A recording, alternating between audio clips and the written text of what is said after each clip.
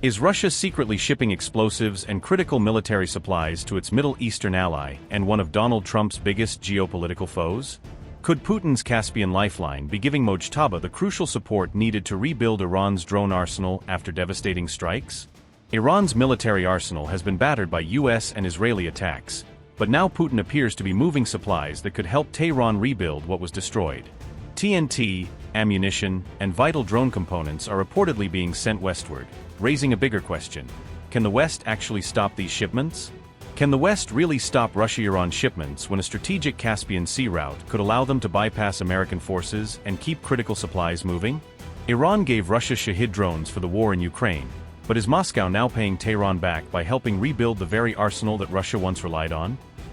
Russia is reportedly sending explosives, ammunition, and drone components to Iran, in what could represent a significant expansion of military supplies between the two countries. The shipments are said to be traveling across the Caspian Sea, according to an exclusive report by NBC News that cites information about the alleged transfers. A European government document obtained by NBC News reportedly lists TNT among the cargo, suggesting that explosives may be included in at least some of the shipments.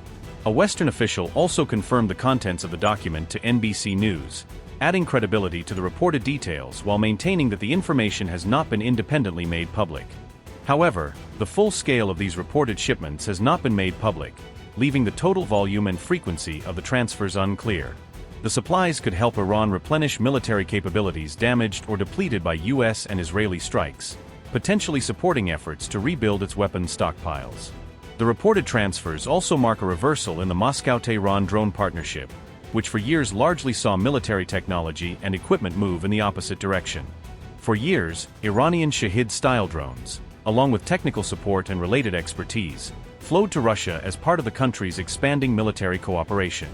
Now, Russia is reportedly sending the tools and materials Iran needs to rebuild its own arsenal, pointing to a potentially significant shift in the nature of their defense relationship.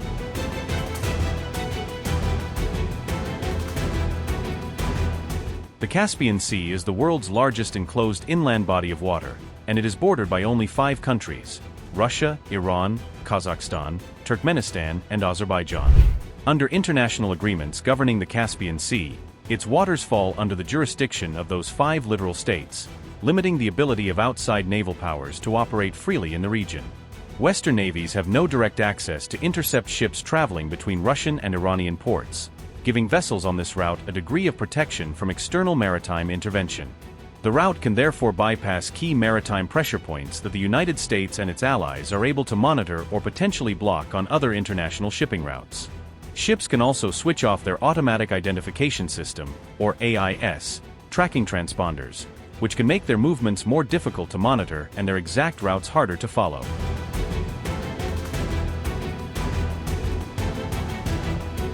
A rebuilt Iranian drone and missile arsenal could increase pressure on the United States and its Gulf allies, particularly if Tehran is able to restore capabilities damaged by recent military strikes.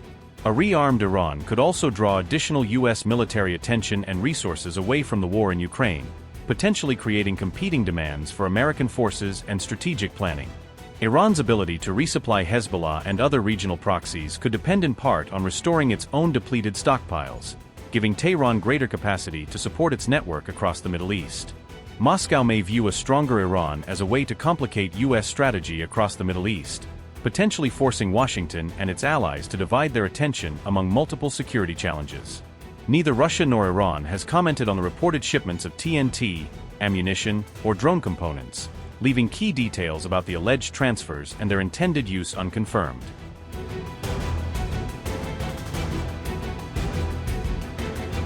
Russia's new jet-powered Geran-3 drone is reportedly up to 4 times faster than older Shahd variants, sharply reducing the time available for Ukraine to detect and intercept incoming attacks. A Ukrainian air defense official says a Geran-3 launched from Belarus can reach Kiev in roughly 35 minutes, making it a far more urgent threat than the slower Shahd 136 type drones.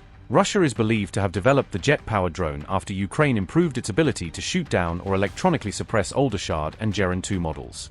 Ukrainian officials say interception rates for those earlier drones had reached between 80% and 93%, depending on the attack scale. Moscow is reportedly deploying Geran-3 drones against critical infrastructure, energy facilities, and military targets across eastern, southern, and central Ukraine. The new jet-powered variants now reportedly account for as much as 20% of Russia's Shahed-type launches, indicating that production and operational deployment may be expanding. Geran 3 drones are said to carry an optical electronic camera module, allowing operators to observe targets and adjust the drone's path in real time before impact. Russia is also reportedly mixing the fast Geran 3 into large drone swarms, seeking to overwhelm Ukrainian air defenses by forcing them to counter many threats simultaneously. Despite its speed, the Geran 3 has vulnerabilities. Ukrainian officials say it is larger than earlier Shaeds and can be easier for radar systems to detect. Its jet engine also produces a strong heat signature, potentially making the drone more vulnerable to heat-seeking, shoulder-fired surface-to-air missiles. Ukraine says it is already adapting to the threat, with troops from the 81st Air Assault Brigade reported to have intercepted jet-powered Geran 3 drones. The development comes amid reciprocal aerial escalation on August 17, when Russia launched 128 Shahed-type, Gerbera, and decoy drones at Ukraine overnight. Kiev said 106 were destroyed or suppressed, while impacts were recorded at 14 locations. Russia struck Ukraine's state-owned Naftogaz facilities 13 times over the past week, stepping up attacks on the country's vital gas infrastructure. Drones and missiles damaged gas infrastructure across several Ukrainian regions, according to reports on the latest Russian barrage. Naftogaz said the strikes damaged equipment and cut part of its gas output, affecting domestic production capacity. The attacks come as Russia intensifies its campaign ahead of winter, when Ukraine needs reliable gas supplies for heating. Naftogaz has now counted 293 strikes on its facilities since the start of 2026, showing the scale of Russia's sustained campaign. Russia destroyed 37 Naftogaz sites during the first 7 months of 2026, according to reports on the damage to the company's network. Ukraine's energy network has faced heavier Russian attacks with each winter, when damage to essential services can have the greatest impact. Russia hit Ukraine's energy sites more than 600 times during 2025, according to the available data. Moscow's previous campaign damaged or destroyed about 80% of Ukraine's power infrastructure, placing the electricity system under severe pressure. After failing to completely cripple Ukraine's energy grid, Russia is now reportedly eyeing Ukraine's water systems as another target. Kiev is set to enter the coming winter with fewer air defense missiles available to protect critical infrastructure from Russian strikes. Russia's energy war threatens another winter of blackouts, cold homes, and rationing for millions of Ukrainians. Upgrade your news experience with the all-new HT app. Download now.